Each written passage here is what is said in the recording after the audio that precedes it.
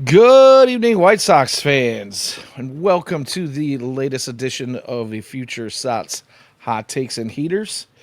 Today is Wednesday, July. Is it the 15th or the 16th? Man, I don't even know the days are. It's the 16th, 16th. right? Yeah. So There you Wednesday, are. July 16th. Uh, we are right in the smack of the break after the All Star game. My name is Danny Miller. The gentleman sitting next to me on my screen and giving us the beautiful pipes that he has over the airwaves is Jacob Thome. How you doing this evening, Jacob? Hanging in there. It's too hot again, but other than that, we're all good. Right on. So, we talked a little bit last week, and we had an MLB draft over the weekend and into Monday and Tuesday. The White Sox did some things that we kind of predicted. I think the whole world saw it coming, especially after some of Merkin's reports of what Getz and Shirley had to say in the days leading up to the draft. Then after that, we had an MLB All Star Weekend, or I should say All Star Week lineup with home run derbies and the game and an interesting finish to the game yesterday. So we have a few things to talk about, as well as the MLB trade deadline is inching closer and closer as we speak. Things are already kind of slightly moving a little bit in the world of MLB. I expect them to ramp up here shortly. And I think we're going to spend a little bit of time talking about that tonight because we think that there's a chance that some of these trades happen between tonight and the next time we talk next Wednesday. So why don't we just start with the things that have happened back in the rear view a little bit. We can talk about the draft and All Star Weekend. But since the All Star game happened yesterday, I wanted to ask you, what did you think of the game and how that homer off ended up breaking the tie at the end of the game last night? So full fledged, had the game on, fell asleep at 8:30. Didn't see like the entire back half of it. Got way too much sleep last night. Heard about it this morning. I think it was a great idea. Like I think, and I was gonna bring this up later, but like I think it should be a regular season thing. White Sox suck at it, but like after the 10th inning, nobody cares. It's a regular season. Let's go to a swing off. Kind of like a shootout in hockey. I'm here for it. It was kind of weird though because half the players had already left, so like you were stuck with like three AL hitters. Where like if everybody was there, I think it'd be more interesting. Like you would have had Shohei, Alonso, and like whoever else, and then against Judge, Cal, But with half the guys not there, it was kind of interesting. But I think it was a good idea. I think the actual All Star game was really entertaining from the moments that I watched of it in the first half. Shane Smith did his job, attempted to injure some trade deadline acquisitions, and yeah. Yeah, I watched the whole game, and my wife actually sat through it with me, which is weird because she'll watch White Sox games with me here and there, but to see her sit through an All Star game was kind of interesting. But of course, I had some comments throughout the game, and flipping through social media while I was doing that, and I'm seeing all the where's Shane Smith? Why isn't he pitching? And the funny thing was, is I leaned into my wife and I was like, because he's going to get traded soon, and he's going to get traded to one of the coaches that are there at the game, and that's why they don't want to pitch him. But it turns out that he made it in the bottom of the eighth, and he I don't know he didn't look great. He did what Shane Smith's been doing the last couple of starts, and he's letting his fastball get away from him a little bit, and I don't know, man. The first thing I said when I saw him hit the guy was that, I mean, that is like the worst possible thing that we could have seen from our only All-Star representative. Was like he goes out there, he throws a handful of pitches, and in a second or third pitch, he hits the batter and possibly breaks his hand for a guy who's, in an All-Star game and is now going to miss like a month because he's got a couple of broken fingers on the bottom of the hand. So, excuse me. All in all, definitely a little bit of I don't know, mixed emotions to see. I was happy to see him get in the game, but not happy to see the outcome of his pitches thrown. But man, I got to talk about that homer off the swing off at the end of the game. And I don't know that I share your thoughts on that at all because yeah, it was different. It was cool. I think it's fine for an All-Star game because, back when the All-Star games counted, everybody was like this is stupid. Now they don't count. Let's put on a show. And that's what the All-Star game is about putting on a show and having fun. And I thought that was fun. You know, um there was a little bit of suspense when Schwarber went up there and hit three back to back to back on all three pitches that he had an opportunity on to take the lead for the National League. But yeah, when you get Aranda to come up there and the guy's got like 11 dingers on the season. He's not necessarily your prototypical home run derby type guy. And it was because we didn't find out right away, but it was because there was nobody on the bench. Yeah. Guys were already gone. They'd already left and headed to the clubhouse and were like changing or getting back on flights or hanging out with their family and trying to enjoy the little bit of off time that they had. So yeah, all in all, I think it was okay. I think it was fun, but I think it could have been different. Now, as far as like regular season games go, I definitely don't want to see that in the regular season. And to be quite honest with you, I wish they just go back to regular season. Let's just go back to the old school rules. I hate the ghost runner. I get it. They don't want games to go on forever, but like how often does that happen where games go 14, 15, 16 innings, or more? It's been a while. Yeah, I remember, the White Sox going like 22 innings once. I think I want to say it was like '07 or '08 or somewhere in there.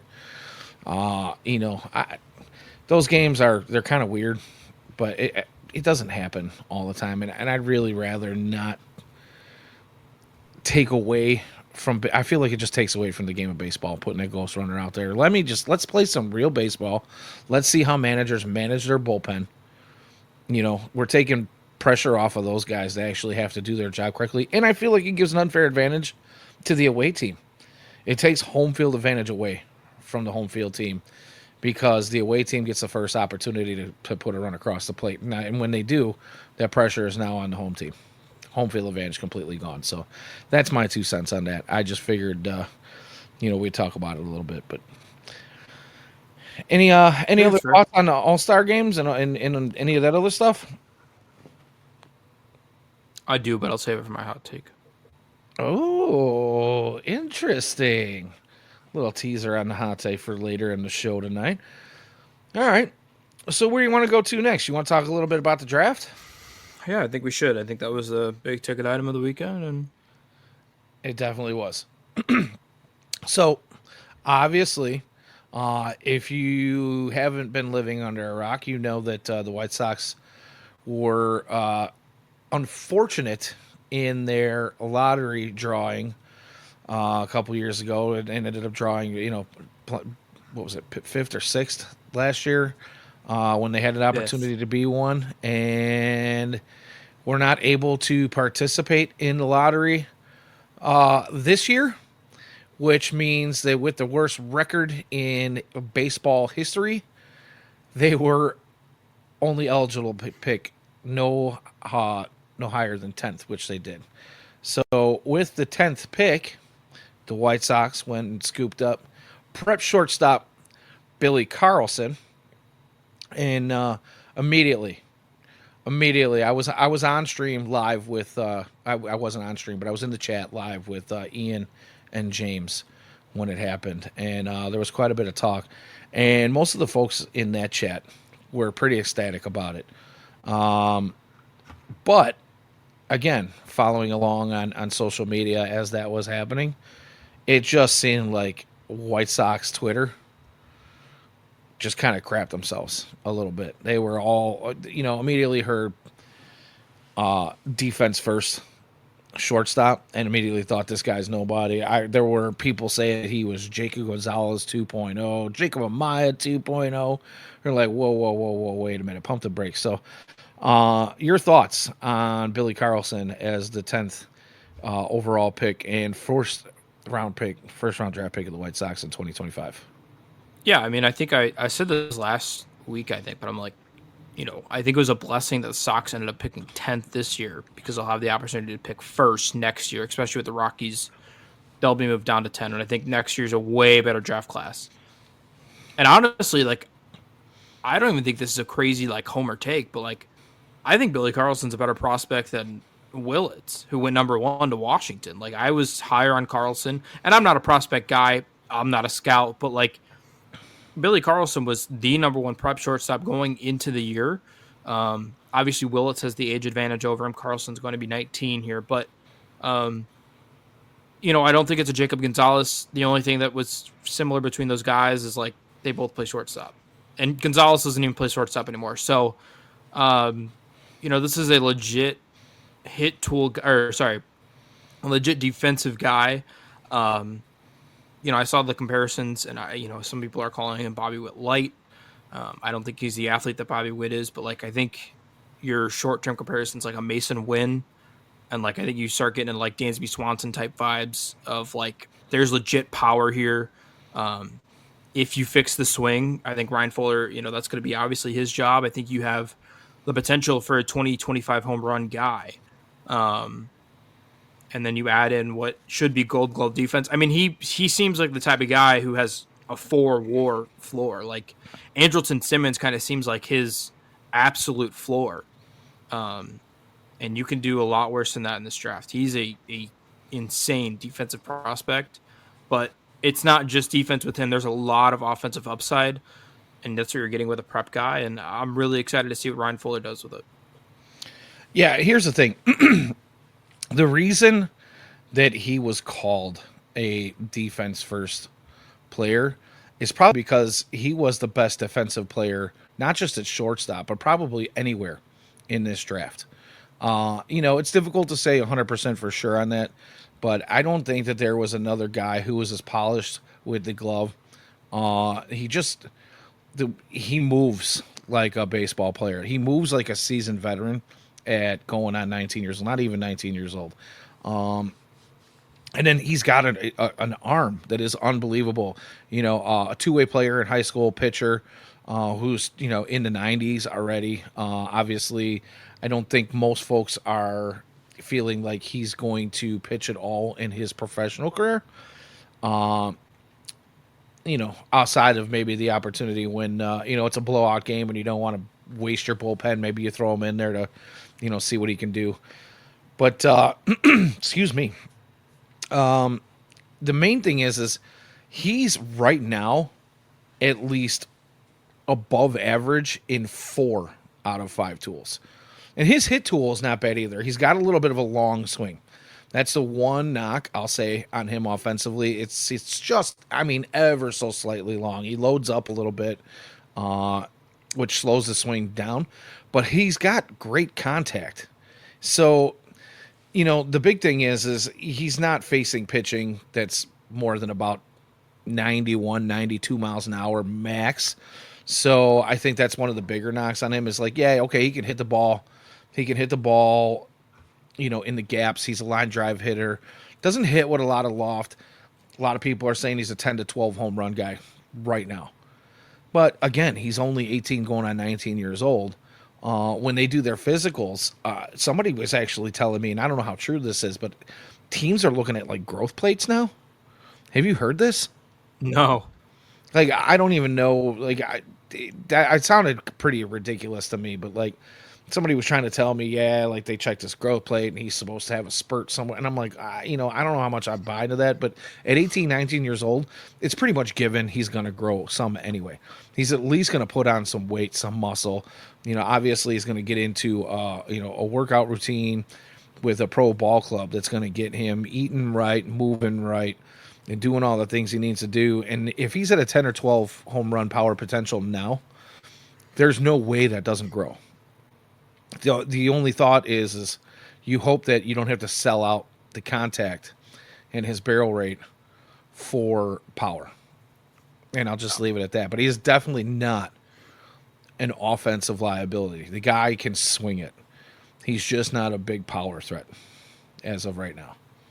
So I like some of your comparisons. Dansby Swanson I thought was a really good one because Dansby Swanson's a wizard with the glove. And Dansby Swanson can, find ways to get on base. The other thing I like about Billy Carlson is he seems to have discipline at the plate. He's not a guy who's going to chase a bunch of garbage outside of the zone.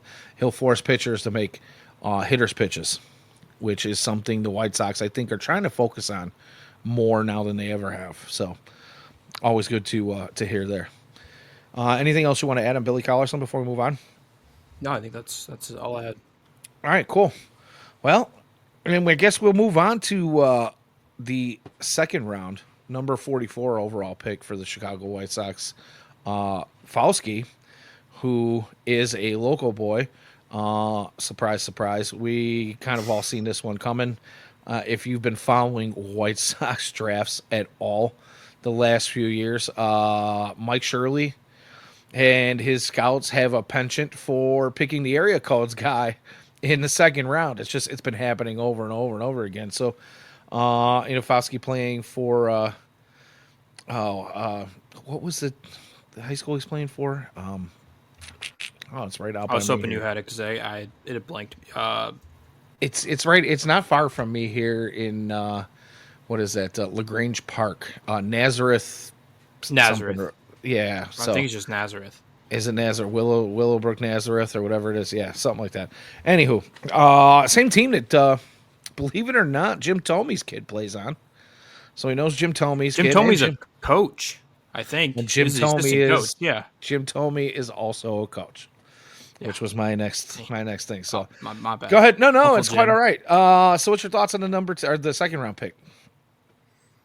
I mean, listen. This was kind of a, if he falls to you at 44, you take him. Obviously, as you mentioned, they had to have had a lot of conversation with him, especially with him being in their backyard. But it wasn't like he was just picked because, he was extremely close to the White Sox. It was, he's a true superstar athlete, 2-star guy, 6'2", 205. I think he's got a lot of power. I saw a lot of people freak out when they were like, oh my God, we drafted a catcher. That's the last thing we need. I think he's definitely going to be a corner guy, but I don't think the catchers, I don't think that sticks at all. No, not at all. I don't even think he's played catcher since like his sophomore year. So, he just absolutely rakes. He's a really impressive athlete. I think he's probably got the most power of the class, other than their like 7th round pick, DePietro or something. I'm kind of interested in, but he's an impressive guy. Seems to be well liked by everybody that's talked about him. So, another really, really high upside prep guy for the White Sox to develop. Yeah, you know what? Again, there was some mixed emotions on this one as well too, but I think that the familiarity they have with, and I think that's the reason they go early after the area code guys, is because they have that familiarity. It's easy for them to get out and scout these guys.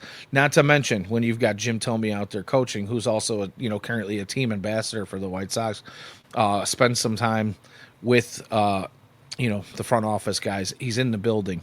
If anybody knows and anybody sees, it's Jim Thome.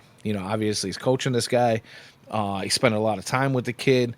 And if he's not ready, if he doesn't have the caliber and the makeup of a guy who can potentially break an MLB lineup at some point, Jim Thome's going to let you know. Right. This is not somebody who, sure, people will say, well, Jim Thome played for the White Sox, but he was enshrined in the Hall of Fame and is an Indian uniform and blah, blah, blah. Jim Thome's been working for the White Sox since he's left the field. So let's just keep that straight. He's got a great relationship with the front office, and I believe wholeheartedly that is a solid pick for the White Sox.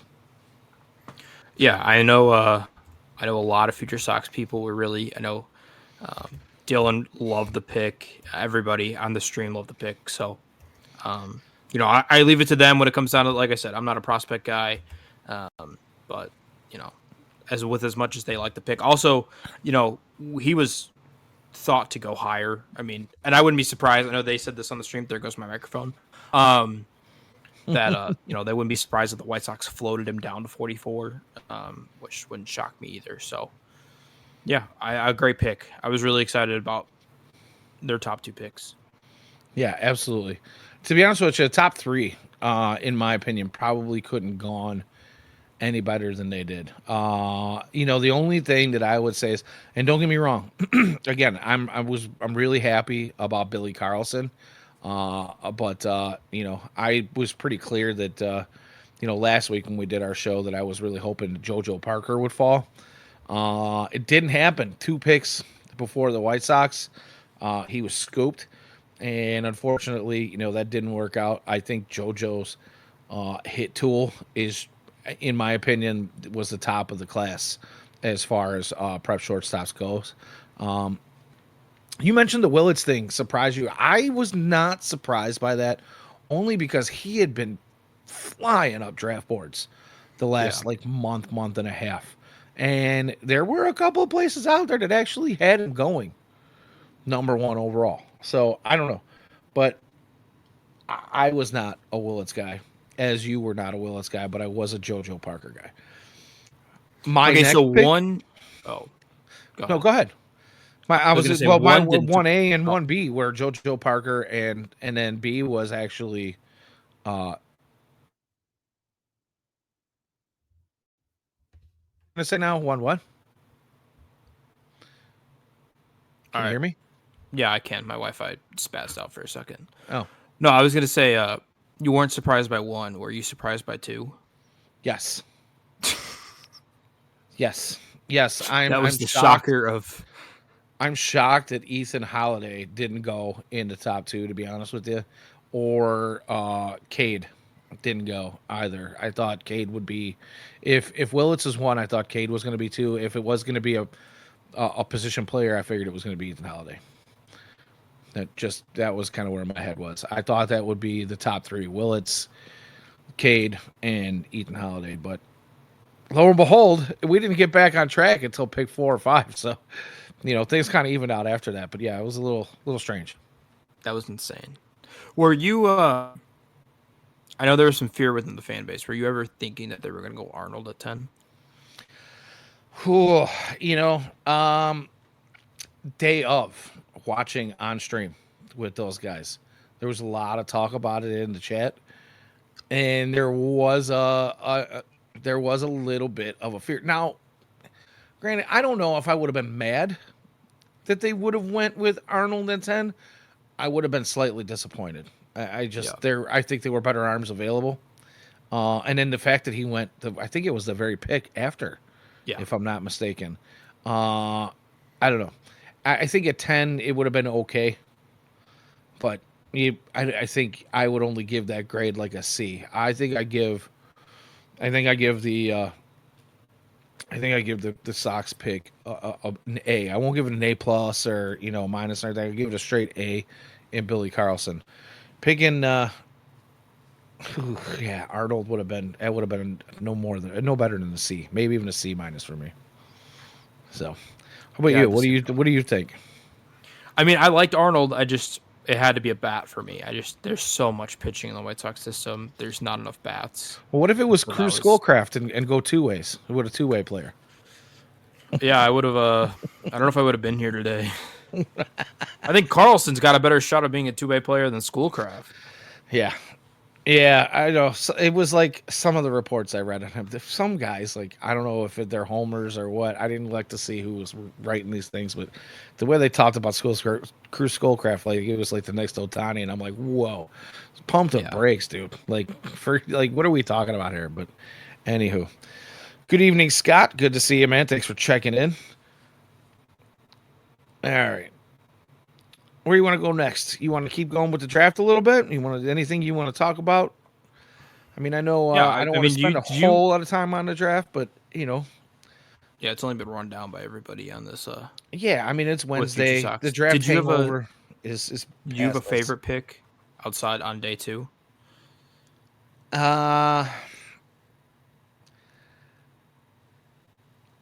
Yeah, the guy they picked in the 5th round. What the hell is his name now? That was gonna be mine too. Gabe Davis from Gabe Oklahoma Davis. State, Thank you. Yes. Yeah, not the Bills I'm receiver. no. Yeah, I'm pretty stoked about that one. But why don't you go ahead, since I stole it from you? Why don't you go ahead and talk about him a little bit? I mean, listen, dude, 6'9", triple digit fastball. Like, what else is there to say? I mean, there's health concerns. Like, that's why he fell. I think he was a top 60 guy if he stays healthy. He gives me a ton of like Grant Taylor vibes. Obviously, Grant Taylor's not 6'9", and Taylor didn't have the command issues, but like they're gonna try him as a starter. I think that's the responsible thing to do. But man, I think he's a really high floor guy just because of the like if this all fails, like he's still gonna be a dynamite reliever. Um, just electric arm with an insane amount of I mean 6'9", those triple digits. It looks like it's coming at you at 106. Good luck. Yeah, Like I said, the command really. issues are there, but man, if he could Yeah, figure it but out. that extreme forward release point that a lot of those tall guys have, I think like going back to when 6'9" wasn't a thing in baseball, and Randy Johnson comes up, and they're calling him the big unit, and you can you can say what you want about Randy Johnson. Obviously Hall of Famer we're talking about here. Guy had a absolutely stellar career. I'm not saying these guys coming behind him are going to be Randy Johnson, but the very first time I saw Randy Johnson pitch and the length that he had at his release point, and you see the radar gun, but you see the way the ball moves. There's just something. There's something about that the tall guy with the really forward release point that just seems to perplex hitters. And now the White Sox have a few of them, and are just these aren't guys that are just throwing 95 with a long release point. They're they're throwing triple digits with these Yeah. release points. So something to be excited about. What's up, Toss? How you doing today? Welcome back. Saw you on Sunday evening when we were in the chat with the draft. You're a little bit late for our thoughts on Carlson and Fauski. A I'm plus. sorry. That's really Yeah, just we're just saying. I'll just say this much instead of going back over everything we discussed already this evening. Um, I'll say that we are extremely pleased with the first few picks, and really overall with the yeah, draft for the very White good Sox. draft. I mean, I feel like from top to bottom, obviously there's going to be question marks around some of these guys. There's one or two guys I'm not even sure they're going to be able to sign, but it's in the later rounds and it doesn't really matter. But I yeah, I think mean, James said they're signing everybody. are they okay? I think James All right, came out and said that. Ralph checking in. Ralph wants to know what makes next year's draft better. I'll tell you what makes next year's draft better. There is a ton of guys who have already been talked about for a couple years who are just not eligible. There's a couple of them that even tried to switch up their eligibility to try to get in this year and rework that and weren't able to. But there's some guys. There are some really, really big bats, and there are some 17-year-olds that are throwing triple digits. There are prep guys out there right now that are hitting Yeah. 99, 100. There's like So 3 superstar like college shortstops. There's a couple of insane college or prep bats, and there's some really good arms. It's a very, very good uh, draft class for the White Sox. yeah, I agree. And with the odds of the White Sox, probably, well, they're going to have the highest odds for getting the number one overall pick in the lottery. Don't be shocked if they don't get it. We've seen crazy things happen, but I would say that, I mean, obviously there's no chance to them drafting any lower than 5. I But think 7, but it's like is really it bad odds 7 to or pick outside the top 5. okay? But either way, I mean, this is, again, you're hoping that if we get anywhere in the top 3, I think we're golden. Like you said, there's 3 just monsters out there, and don't ask me what the names are right now. I'm drawing a blank. Shout But out Justin LeBron. That's the only name I know. Like There I you said, I'm go. not a That's prospect guy, Justin LeBron, but Alabama kid. I think the Wake Forest guys up there. I think there's a California, UCLA, maybe. yeah. There's It's and insane. the prep class is insane too. Yeah. Like I was saying, there's a bunch of prep guys that were trying to reclass themselves to get into the draft this year and weren't able to do it. Just couldn't get the eligibility. Uh, these guys, the reason they're trying to do that is because they know they're going to get drafted high. They're going to get that payday. These are guys that are going to sign immediately.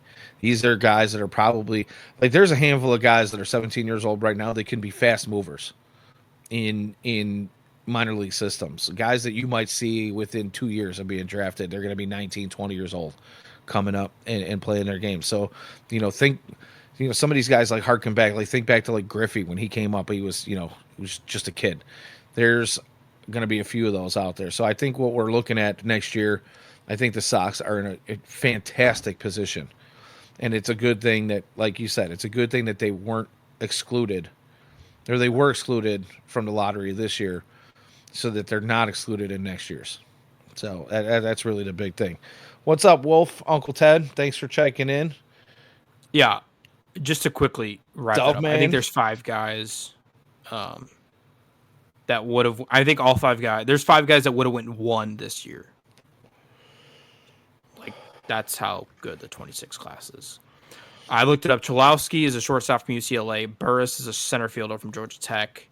Then you have Jacob Lombard, who's the brother of George Lombard, the monster dude in the Yankee system. Grady Emerson's a prep bat from Texas, and then Justin LeBron.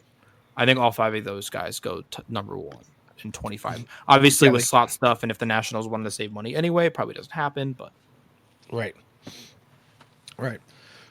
Uncle Ted, he's been critical of the White Sox draft since we were on and we were in the chat on Sunday. He says White Sox drafted a right-handed defense first prep shortstop. Good luck with that. Guarantee you, Gletz will never see him play.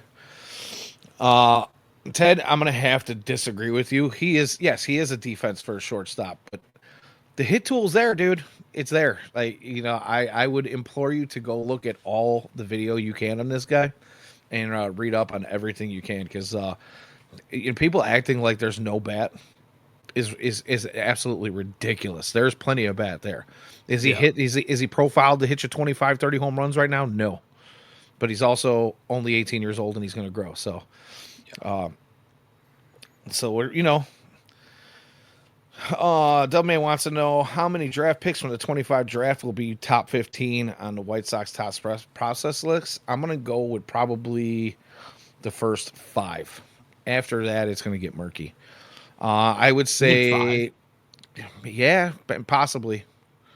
Maybe, I don't know maybe how. 4. Well, I guess there's been a bunch of graduations though. Yeah, there has, and that's the reason I say 5. I think Carlson probably goes in at 3 in there immediately. Yeah. He's going to be number 3. I think Falsky is somewhere inside the top 10. And then I think you probably get a handful of the arms that are going to come in. I would say 2 or 3 arms that are going to come in between, like 8 and 15. I really like that Florida shortstop, by the way. He's got a lot of interest. I liked both their college shortstops. The guy Lodis at third. I think both those guys are going to move quickly. And obviously the Sox have a ton of middle infielders, and, we've talked about that. But, nice thing about middle infielders is you can play them anywhere. I mean, that's kind of the thought. So there were some folks that weren't really pleased with Lodis. I think Lodis is the guy who can bring you, like the Sox. There was a lot of folks who were hoping Sox would go with some power, better power, especially in the home field.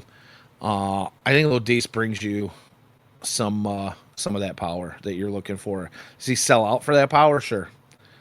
Yeah. Wait, Lodis? Yeah, Lodis. He's the third baseman, right? No, no. You're thinking of the Petrio or. Oh, that's right, the Petro or whatever his name is. He was the third 7th baseman. rounder. Yeah. College, yeah, college third baseman. University He's of a Rhode guy. Island. Yeah, he's going to bring you some of that pop. But the only problem is he's going to sell out for that pop. He's going to K it quite a bit. Yeah. So, So yeah, but I do like the fact. I mean, really quickly, we're going to spend a lot of time on the trade deadline here, so I want to move on from the draft But real quick, you mentioned before the show started. What did you think about all the shortstops drafted? Um, I mean, like I said, I think there's a lot of overreaction of like just because I don't think like you can move shortstops anywhere.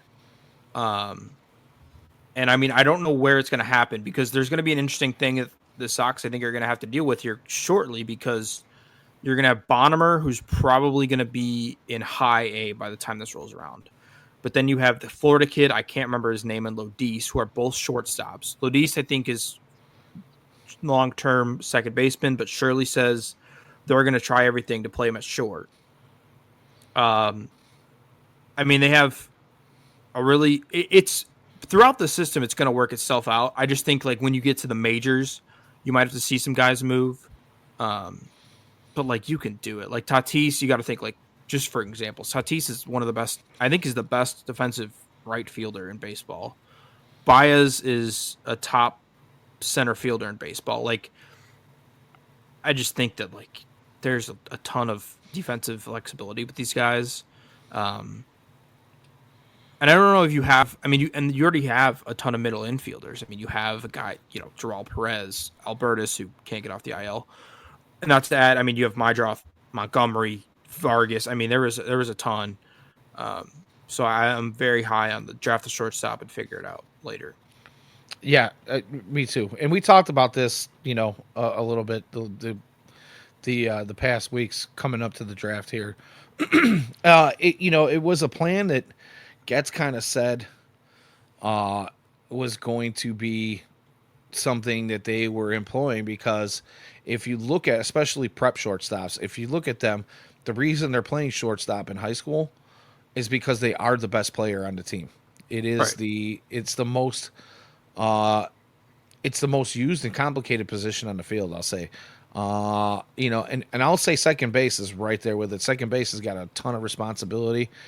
When you've got double plays and wheel plays and all these other things that are happening on the field, but the nobody on the field touches the ball more than a shortstop, other than maybe the first baseman. But obviously, it's not quite the same. And when you've got your best athletic player there, those are the guys you can move around later on. If they're not going to stick, I don't see a world anywhere where Billy Carlson moves away from shortstop because he's that good. He is No. that good. There's no reason for him to move anywhere. He is going to be a shortstop no matter where he goes.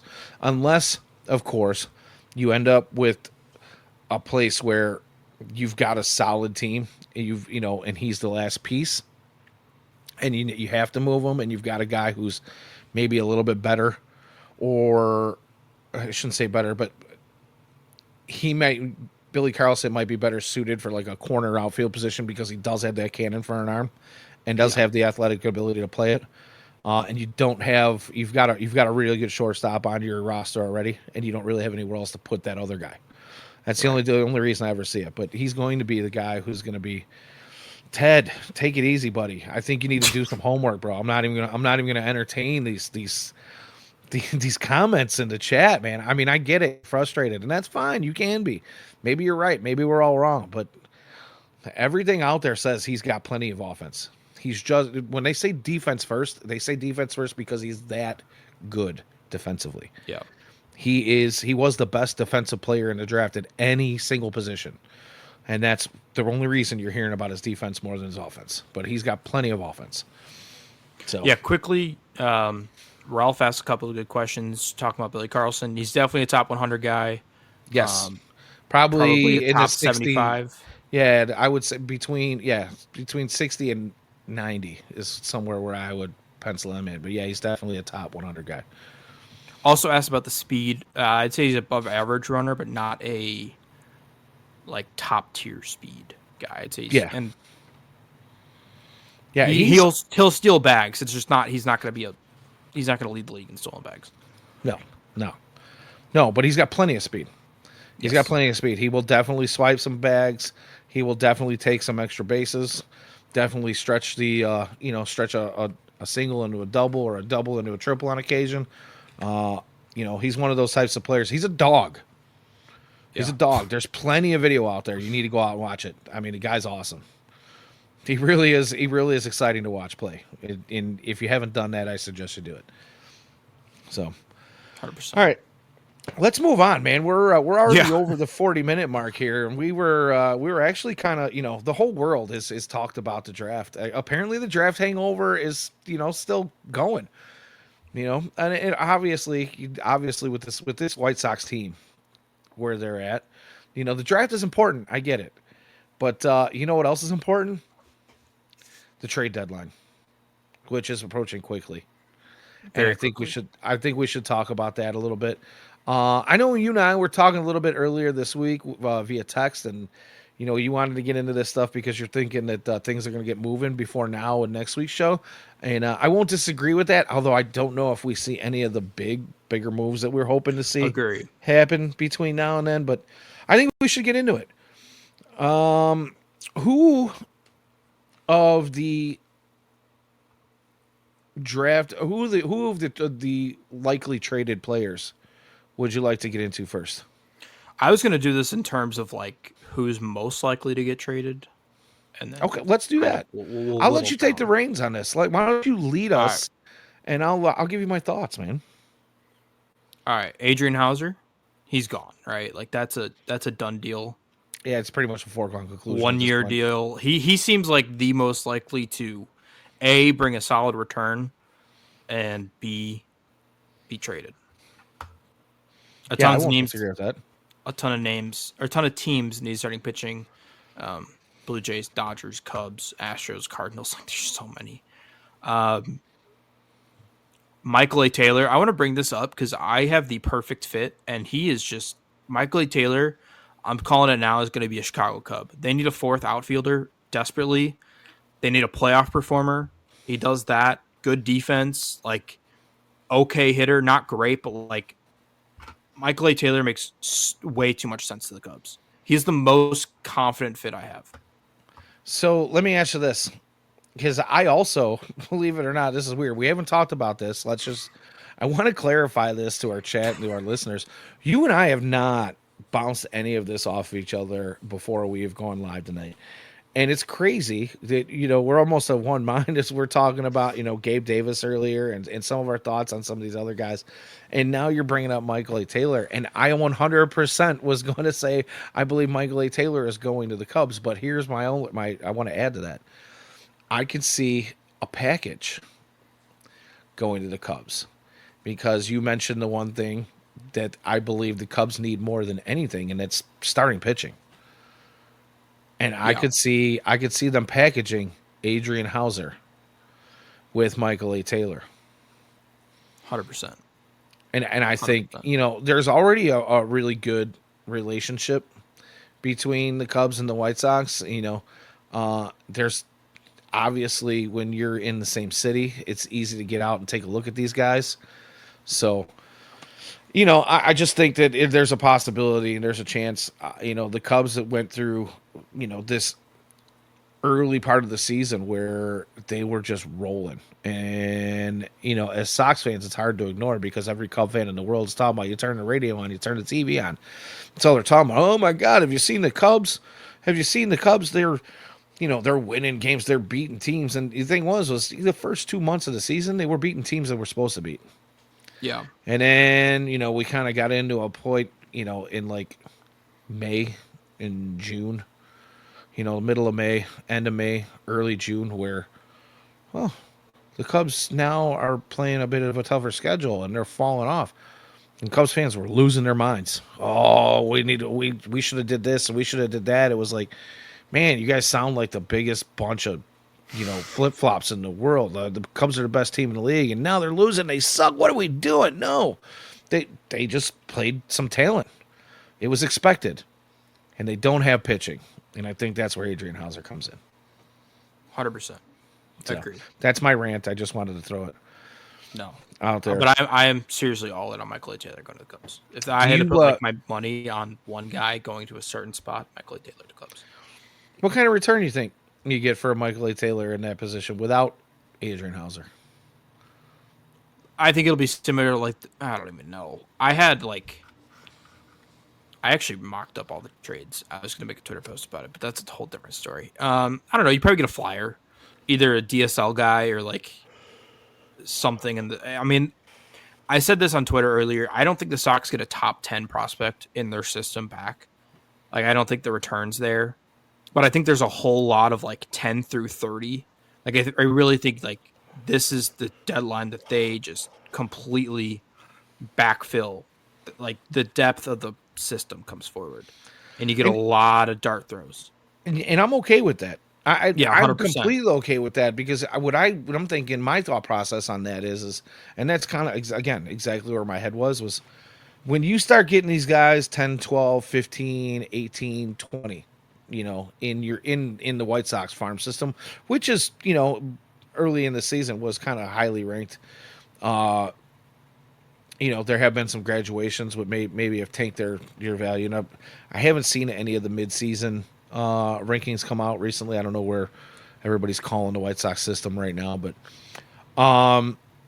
when you start getting like, if you start making these trades like Michael A. Taylor, where you get a guy who slots in at like 15, 18, 20, if even that, in your farm system, but he's only 19, 20 years old, and there's maybe some value, some ceiling that can be pushed in there. Maybe he's got he's not a 4 or 5 tool complete player, but he's got 2 or 3 really outstanding tools that keep him lower in a system right now and has room to grow later on, especially with the new coaching staff and new developmental team that the White Sox have put together the last couple of years. I'm here for it, dude. You might find a diamond in the rough. You might get that guy, like when we traded Fernando Tatis Jr. Yeah, to the Padres, 100%. and nobody really thought he was going to be anything. And then a couple years later, like, whoa, this kid's amazing. You know what I mean? Yeah. If the White Sox can pick up 1 or 2 guys like that, you never know where this thing could go. I mean, look at Chase Mydroth. Like, he was a guy who was considered like a throw-in. Obviously, everybody was in on Montgomery and Teal, and he was a probably what the 15th guy in their system, and he ends up being a really solid player. Now he's cooled off, but um, I mean, it's 13th best prospect is where he was ranked coming into the season. If you get some of those guys where like, you're not talking about complete dart throws here. Like, there's something here, especially with how good the Sox system is. Um, I think there's something to say about getting a bunch of dart throws. And like you said, if you get really young guys, DSL guys or single A guys or former high picks. And I wanted to bring this up during the draft, and I totally bleeped on it. But just going for looking at the draft haul, it's clear that Getz trusts the development process. Going to a bunch of prep guys, the pitchers they grabbed were, kind of high upside picks. There's a lot of upside in the White Sox draft. Like, it's clear, and I said this last year privately because I wasn't here, that that's why they took Hagen Smith, is because Getz trusted Bannister, that he trusted the pitching side. It's clear now after seeing Carlson go, Fauski go, a bunch of prep guys, that there's trust now in the hitting department of Yeah, Ryan Fuller and and yeah, and and the developmental team, the right. developmental staff, and what we've got going on at the lower levels in the minor league system. It is. It's a huge vote of confidence. I think we've talked about this, a bunch early this year and last year before you were on the show when Ian and I were doing a show together. The thing was everybody was upset about a lot of these hires that were coming from the Kansas City Royals. But if you look at what the Royals have done since 16, Yeah, and when they went from being World Series winners and playoff contenders to being in the absolute dregs of baseball, and they've climbed back out of that, and they've got a bunch of young guys who are, you know, up and comers or turning into stars. That's the kind of thing I want to see happen within the White Sox organization. I don't expect to see it overnight, but we're already seeing some of those changes. We're already seeing some of the development kind of take a different turn. So I'm with you 100%. I believe that is a vote of confidence in Ryan Fuller and his ability to develop bats in the system. And like Fuller's the face of it, but there have been like the rumor was there's over 40 analytical staff people brought in this offseason. 40. I mean, that's a lot of. There's so much going into the analytical side. The track it machines. You can literally see it. The Sox play better at home. They hit better at home. Look at Lenny and Sosa splits. Look at my draws. Like every player, for the most part, hits better at home where the White Sox have the track it machine. And that's just kind of the focus of there's trust now. There's an entire developmental staff. This isn't the team it was behind the scenes 2 years ago. And it's going to take some time to show that. But, I mean, there's some significant improvements that were made over the last 2 years to make this more of a Tampa Bay Rays type ran organization of just trying to develop as much as possible. Yeah, let's just hope we don't trade them all away like Yeah, the Tampa right. Bay Rays like to do. Randy Rosarino is the one that sticks out with me in the last couple of years here when that was just. And I knew when he was a rook coming up, I'm like, this guy's special. And then they dumped him mid-season, and he went on, and he was just a phenom.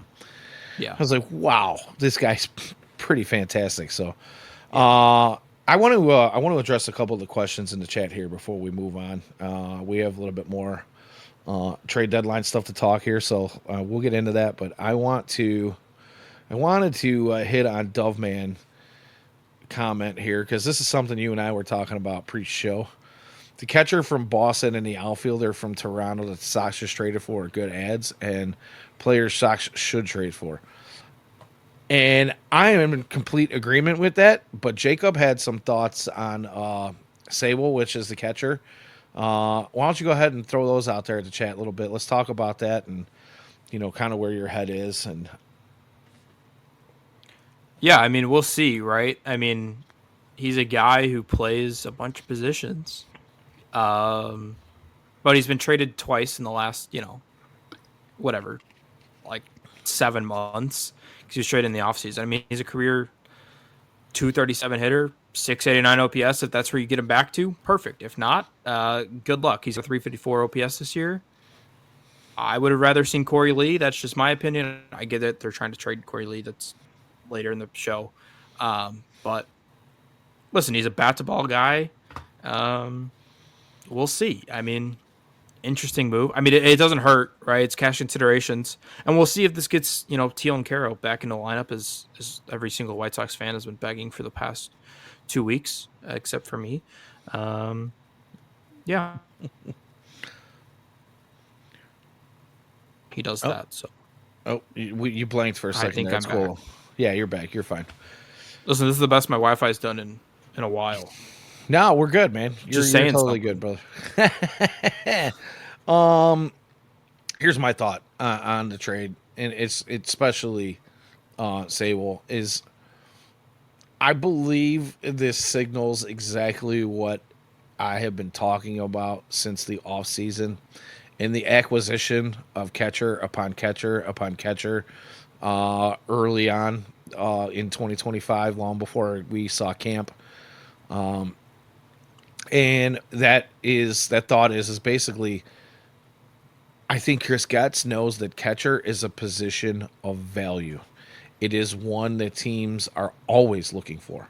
And when you load up on that and you have so many throughout your system that you don't know where to play them, that you're actually trying them at other positions, is when you can use them as trade bait.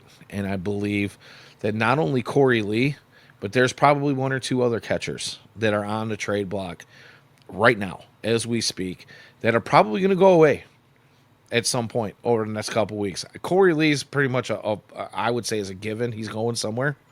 I would think that there might be one or two others within the system as well, including Sable. Sable could be on the block as well. Yeah, I mean, right? we got him now, and he could be packaged up in something later on. Who knows? I don't know. But I'm of the thought that picking up catchers is always a good idea. unless he's Yeah. just an absolute complete bum. And then, like you said, the other thing is Sable plays a bunch of positions. So, you can throw him out there at the corners and the infield. He's got enough of a cannon to where if he can run around in the outfield, he can do that as well. It's just, I think it's a good move, and I agree with the statement that it is the type of player that the White Sox should be trading for. So, Yeah. and then there was one other comment that I wanted to get into. Where's it at here? Oh, Ralph Yeah. asks, will the trade deadline yield more position players? We are deep in pitching still, but after the recent call ups, need more position players. I have thoughts on that, but I would like to hear from you and what you think. I think we're going to agree. Actually think it's going to be pitcher heavy. Um, I think you saw it last year. Teams are unwilling to get rid of hitters. That's why we got Miguel Vargas. Like that was the best hitter that Chris Getz could find. And maybe that's the position Getz is in again this year, where he just wants hitters, and so the returns will be less than favorable. But teams are more willing to give up pitching, and I think you're okay with that. If the strategy is going to become here over the next couple of years to just draft a bunch of hitters and trade for pitching, I think I'm okay with it. Um, it'll be interesting. I mean, obviously, the saying goes you can never have too many pitchers. The White Sox are already like kind of there. But I guess we'll add more. But I do think there's potential for it to be more pitcher heavy just because teams are so unwilling to part ways with quality hitters. But maybe because you're trading for the back end, that there's more willingness to give up those type of guys. Hitting wise, I just know that you know, everybody hated on the Miguel Vargas trade, but I truly deep down believe that was the best hitter that the White Sox thought they could get back for Fetty. And I mean, thank God that Miguel Vargas has turned himself into a serviceable hitter. Yeah, Is he become an absolute monster? No, not yet. Is the potential there? Looks that way. I mean, yeah, I don't know. Give him another year under his belt, and if we get him some protection in the lineup, if we get any of these guys some protection in the lineup, they might be dangerous. It's difficult to say at this point, but the fact of the matter is I had Vega on my face on that trade, and I'll take it. I will happily be glad to be wrong about guys like that. My answer to Ralph's question about will it yield more position players or pitchers is I'm going to say it depends on who the trade partner is, really.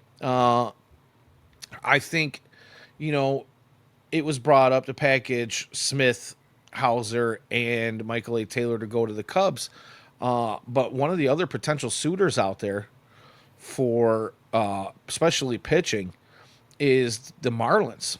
I think, or I'm sorry, not the Marlins, the Mariners. The M's are they are a team that they could probably use another outfielder and they could use another pitcher. And I think when you start looking at their farm system, there's a chance that there might be a hitter or two that yeah. you can peel away from them deeper in their farm. You never They know. have so many.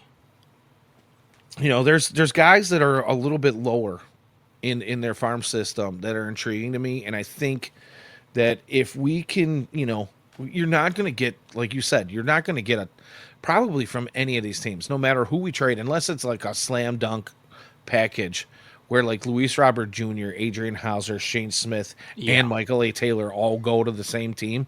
You are not prying a top 5 guy out of any farm system right now. It's no, just not going to happen.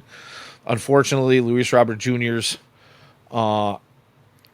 return to health this year, or at least mostly healthy this year, has not yielded a lot of offensive production. But his WOBA numbers are better than it, or his ex WOBA numbers are better than his regular WOBA numbers. They're still not great. He is, I think he's 22 of 28 or better on a stolen base attempt, somewhere in there. Was leading the league for the better part of the first half of the season in stolen bases. And then the other thing that we've been talking about all year is Luis Robert Jr. is thought of as likely having some successes just getting away from the yeah, environment that he's in. Even if the White Sox environment has gotten better this year, he was there during the time where things were just an absolute mess, where there were cliques in the clubhouse.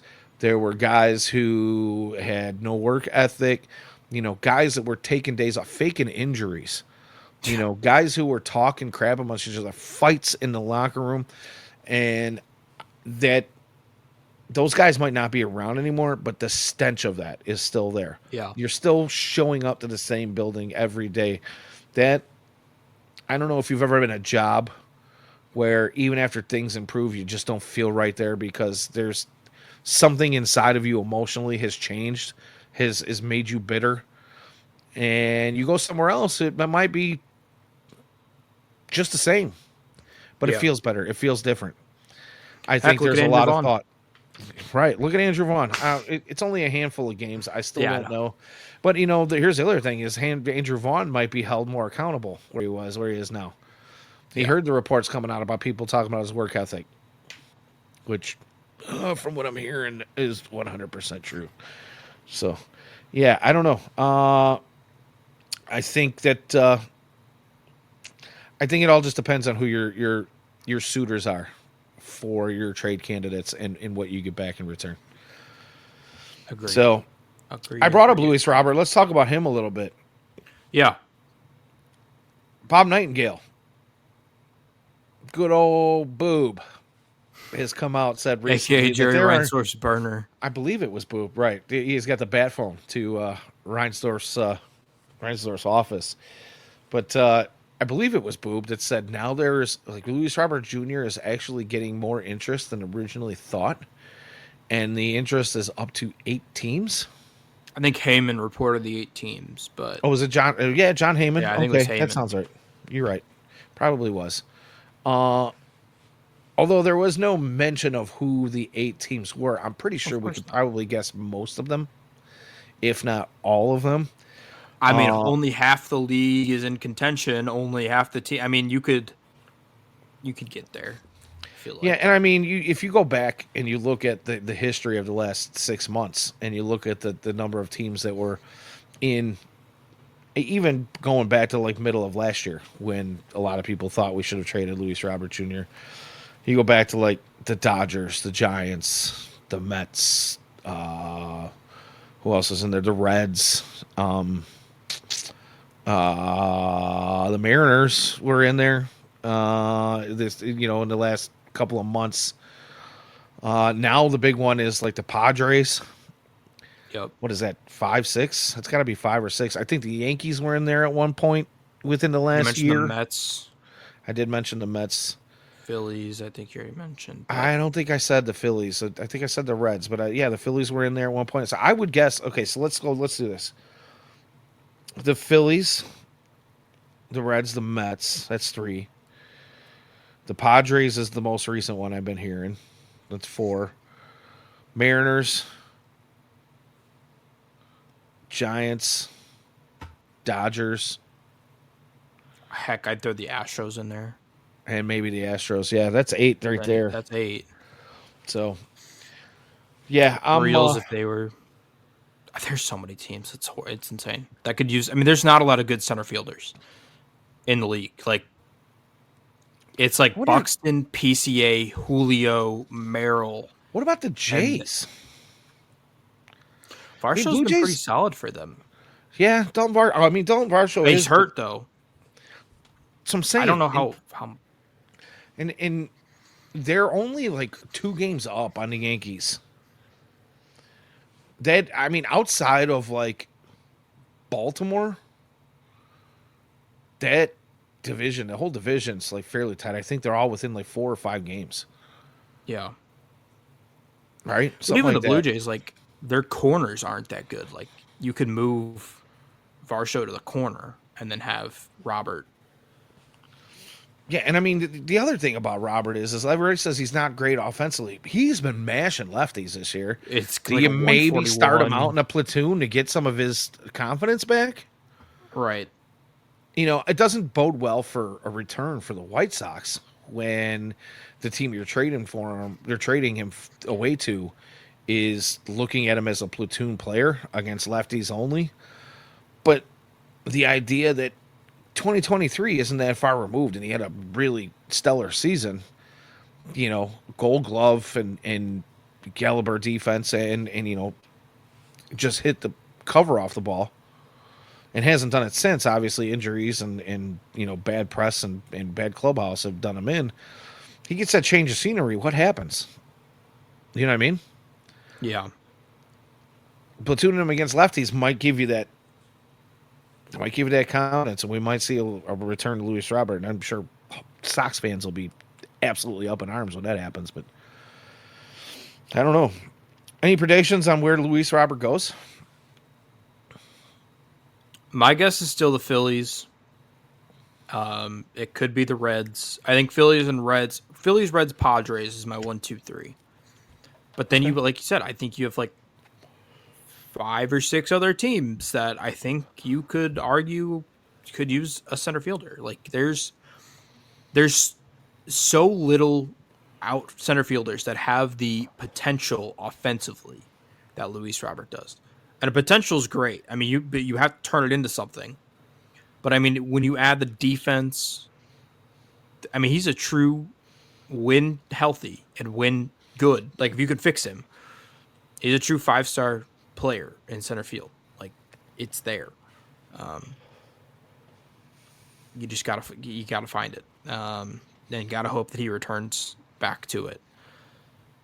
And he has had a couple of better weeks. Not great, not anything outstanding, but it's getting a little bit better. Yeah,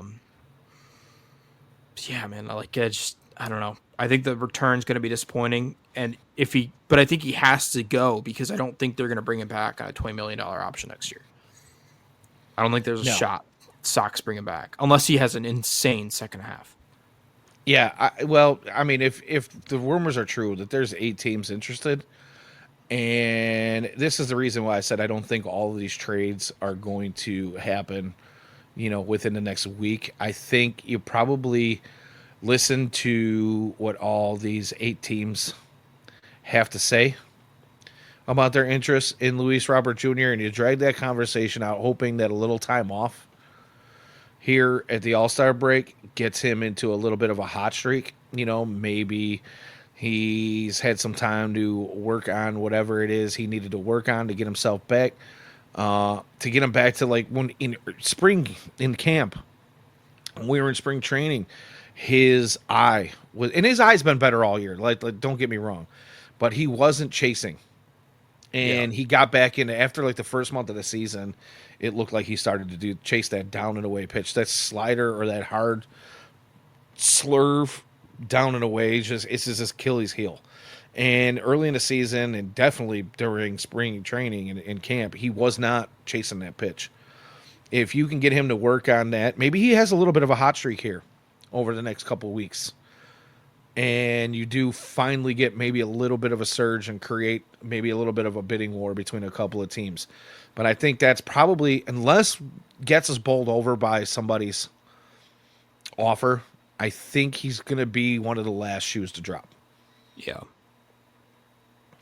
At this point, what's it hurt to hold out on him? He's hitting like 190. You know what I mean? Like, you're not, at this point, if he doesn't pick it up, you've already held on to him too long. Yeah. So what's another couple weeks? You know what I mean? And hope that maybe he has a bit of a hot streak. Just my thought there. So, Ralph wants to know: do you think we see another 3-team trade at this deadline from Getz? And I'm just going to say I don't know. Robert trade, I guess, could be if they're depending on where they're funneling money, but because I would assume that I think it's been reported that they're going to include cash now. In a trade for Robert. And it actually brings me to my next and probably last point on the trade deadline, unless you want to talk about something else. But please finish your thought. No, that was really it. I mean, there was they're going to probably include cash, which will help. Yeah. I mean, you almost kind of have to at this point. I mean, if you want them off the books and you want to get anything back, that's just the way it's going to have to go. I do see a potential for a package deal where you're not trading Luis Robert by himself and you're including some cash, and that's the only way Chris Getz really gets anything of value in return. And I don't expect huge value anywhere. So you're going to have to get creative to get something that at least makes you feel like, okay, we didn't keep this guy so long that we got absolutely nothing for him. Yeah, because I think especially when beginning he of the does year. go somewhere else and turn around. Yeah, right. So, yeah, yeah. Anything else you want to talk about on Luis? Not really. I mean, and to kind of final up the trade deadline because it's getting late here. I think the Sox are in a good position of like they have a ton of bullpen pieces. Obviously, we talked about Corey Lee. They have a bunch of interesting hitters. Um, I think Chris Getz had an good off season of like bringing guys in who are now going to be flippable at the deadline. So it'll be an exciting next week. Um, I would expect at least one move is made, but we'll see. Yeah, I can't disagree with you. I did have one last question on the trade deadline before we move on to our hot takes and heaters, but maybe I should just make this my hot take to end the show. I was going to ask you what you thought about this, but I'm just going to go ahead and say that I don't believe Andrew Benintendi is going to be with the White Sox for the rest of the season. I do believe they find a trade partner for him. That's my hot take. What do you So think? he was the guy. He was one of my guys that I had 50-50. Like I ranked everybody by like percentages. Like the Sox want to trade him. The Sox would love to get rid of him. They're gonna include money. I didn't say they weren't gonna include money. Right. No, and I think if you're going to include money, but like how much money are you including? Because I think he still has like 2 years left on his deal. Like there's a market for him. Like the Padres make sense. The bat's there. He's a clutch hitter. Like he's postseason experience. The defense is horrid. It's not bad, but the arm is bad. Like the arm is really bad. He's got a noodle for an arm, dude. Yeah. Um, yeah, I don't. I could see it. I mean, it's going to depend on like if a team will trade you anything. Like, there's going to be no return coming back, and you're going to have to include money, but it's worth it. Like, it's totally worth it if it frees you up from the $25 million. So my thought, and the reason I even say that I don't believe he's going to be with the White Sox, is just the number of injuries that have occurred over the last month in outfielders across the league. There's been a spate of injuries league wide, and not all of them are season ending or even long term injuries, but some of the contenders out there do have some spots where they need to fill a hole for let's say a month or so. Guys are 30-day. Probably be, maybe even 60-day, probably be back before the end of the season when they're making their playoff pushes, but you got to make the playoffs to make that playoff push. And I think Andrew Benintendi at least gives you a serviceable bat, especially in a lineup with some protection that he's not offered in the White Sox lineup. And he's got a little bit of pop. So I think for the White Sox, if you eat, more than half of that money because of their current payroll and where it's at and where it's projected to be over the next season or two, it well below what should be standard for an MLB operation. I believe they can afford to throw quite a bit of money into that deal just to get a lot of the money off the books and open up a spot for somebody who maybe needs a shot, or at least a little bit more of a look than they're getting in the White Sox organization. Who that is, I don't really know. But, as the trade deadline looms, you never know. We might see one or two of those guys come in where we can throw out there. And the reality is we just want to get that contract off the books. Yeah. I So mean, we move on. and to his credit, I mean, he's got a 900 OPS against lefties. Like, there's even if you're gonna if that's gonna be a role, right? Like, you're gonna bring a guy in to just fill a spot while everybody's injured. At least you're then still getting a platoon guy with some experience. Like, I think there's a way you can talk me into that. Yeah, I don't know. I got a funny feeling that it's going to happen. So that's my hot take. You I want to have go two ahead? hot takes. Yeah, let's go. Let's hear 'em. Let's keep it with the deadline for a moment. One of Davis Martin, Sean Burke, Jonathan Cannon is traded, and they are traded to the Orioles. The Orioles have a young core that they can't go into another rebuild. They need young, controllable, cheap pitching. I think it makes a ton of sense. They still have a ton of prospects. I think one of those three goes there. Yeah, ridiculous prospect hugging has gotten them nowhere but bottom of the pack in the AL East. Yeah. I think they're probably ready to move on from that and, like you said, build around that core. And again, they're only what, like, I don't know, they're like 10 games out or something. I mean, Yeah. they're not in contention this year, but if you give them a young controllable arm that they can mold over the next season or two to get back into contention in that division, I could agree with that. It's a little spicy. It's a little spicy, but I'll take it. All right, this one's gonna probably get either everybody's either gonna love this take or hate this take. Scrap the one player per team rule in the All Star game. There's no reason for the Sox to have an All Star. If you are horrible, the Rockies too. I understand Hunter Goodman's been good, but like, and I get it. This is going against the White Sox because the White Sox would not have an All Star player. I don't need to see Shane Smith in the All Star game. He doesn't deserve to be there. No offense to Shane Smith, great dude, great player in the first couple months, but like, let's get rid of the one player per team. I think it dilutes the All Star game. It seems like a participation trophy. Make All Stars earn it. Get rid of the get rid of the one player per team All Star rule. Okay, that's definitely a little hot.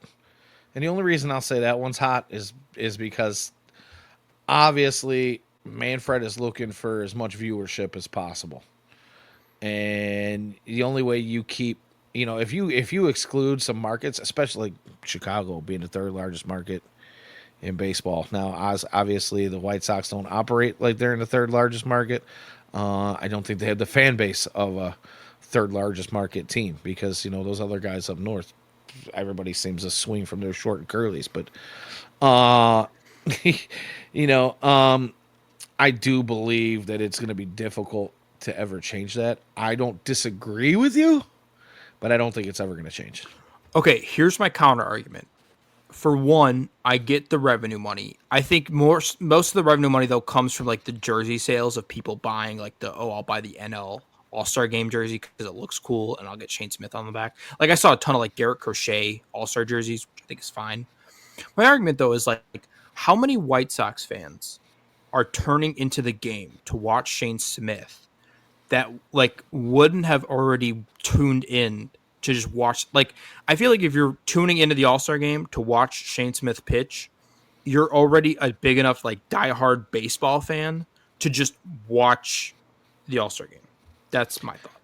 Okay, I'll give you that, but explain that to an ad executive who's got money in commercials that are going on during the All-Star game or pre and post game, and I think that's probably why it won't ever change. All right, here's MLB and the networks are selling, like Fox is selling yeah advertising space at ridiculous prices just for a 30-second clip during that game, or to have a banner hanging somewhere or something somewhere that's got a corporate logo on it. That stuff is costing a lot of money, and the only way to be able to sell that is to know that you're going to have the most amount of eyeballs on it. That's the only reason I don't see it happening. Yeah. I don't disagree with you at all because, like you said, I mean, yeah, I sat here watching the game because I'm a baseball diehard, right? And my wife was like ready to put some other show on. I was like, I wanted to watch the All-Star game. She was like, okay. I was like, what? Really? She's like, yeah, it's fine. I was like, okay, that was way too easy. Like, what kind of drugs are you on right now? Like, and I need to know so that I can lace everything you eat and drink with them. But, yeah, like, I mean, I'm gonna watch, but that's just who I am. I didn't need to see Shane Smith one way or the other. That was my thought. Is I was going to watch the All-Star game regardless of whether or not Shane Smith pitched. Wow. I'm going to hit this one really quickly because that is the hot take. That's the hot take of the season. Right there. Is it crazy to say that I agree? I would love Pete to Alonso see it. is genuinely. Listen, we're way too far away, But like I've had this thought for a couple months now that like Let me read it off real quick to those who are yeah, not watching us live. For those that are listening to us tomorrow or after in podcast form, 13 Dove Man. Sorry, I had didn't know these. some long takes today. Hot take: Sox spend big for power. Kyle Schwarber and Pete Alonso. Man, if that happens, I'm here for it. I am so here for it. I don't know if those are the two guys I would necessarily. Pete Alonso, sure. I don't know about Schwarber. I mean, dude's got like 30 bombs already at this point in the season. He's like fourth or fifth overall in baseball with his bombs. Yeah, I mean, I wouldn't be mad. I just don't know if he's the guy the Sox are going to target. But man, spend some money on a couple of power bats. We sit in one of the best hitters parks in baseball. Yeah. We need some bangers.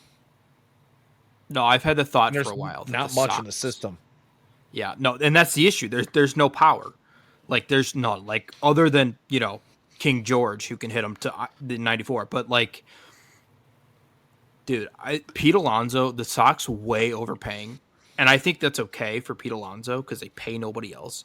Makes way too much sense this offseason. Now you have to convince Pete Alonso to come here, and you have to give him enough money to where it makes sense. Like you're gonna have to overpay by like $10 million.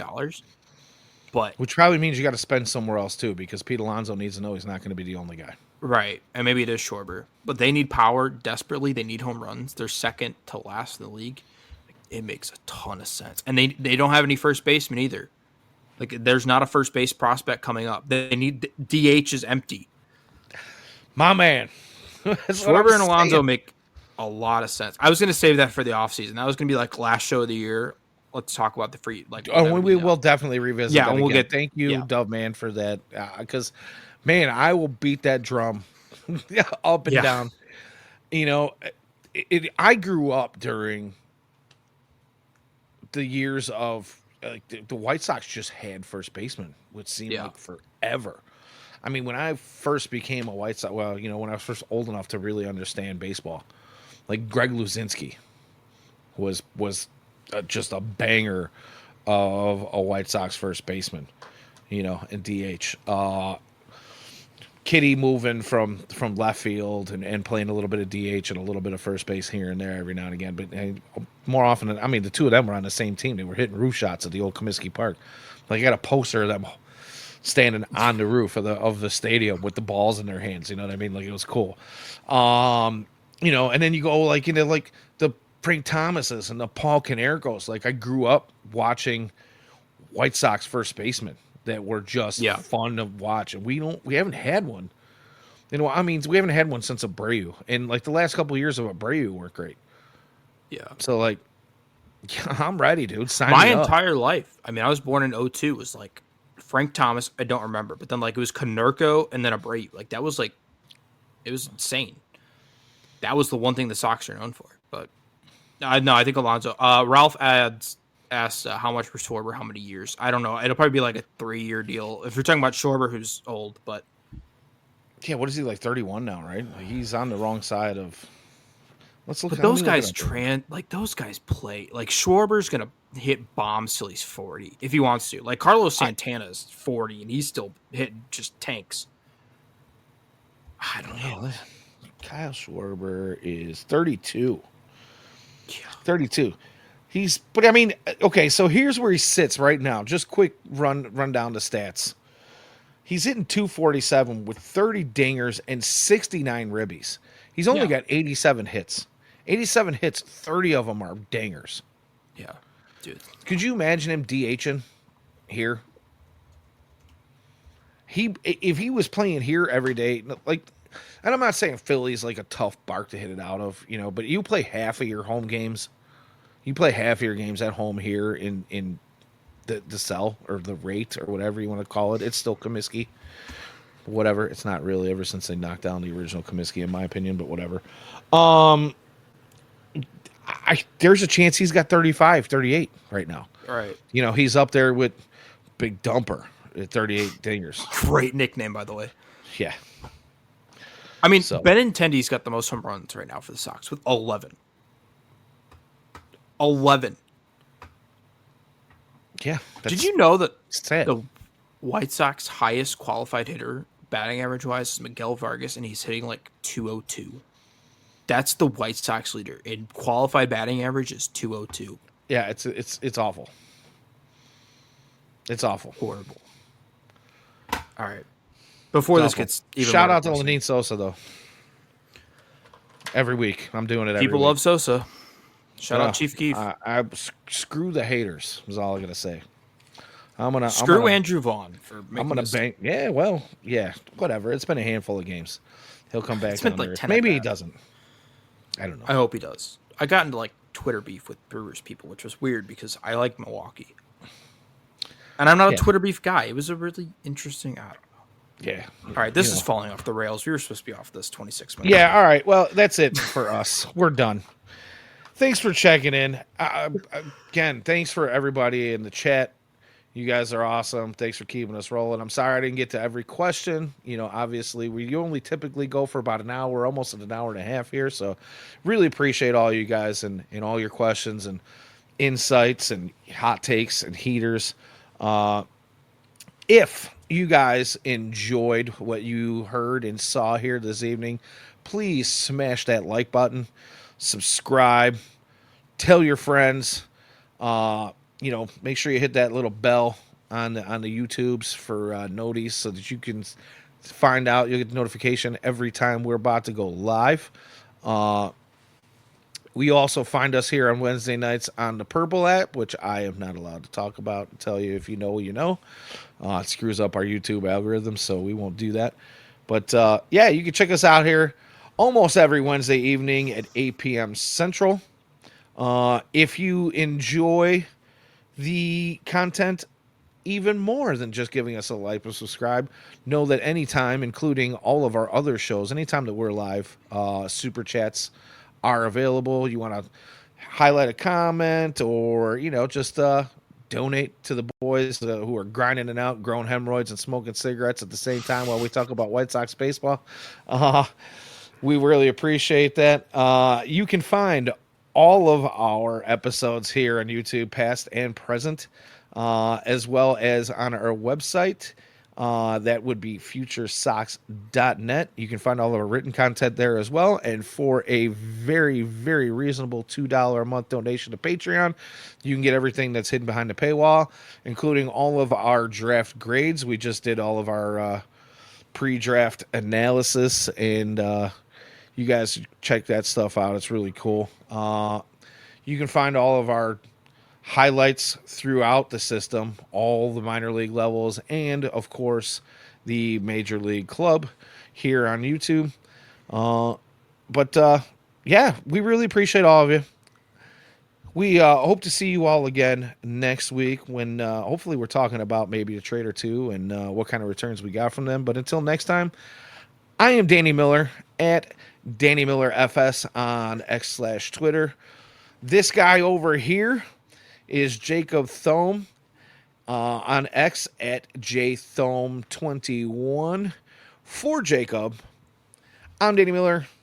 This has been Hot Takes and Heaters, and until next time, go White Sox.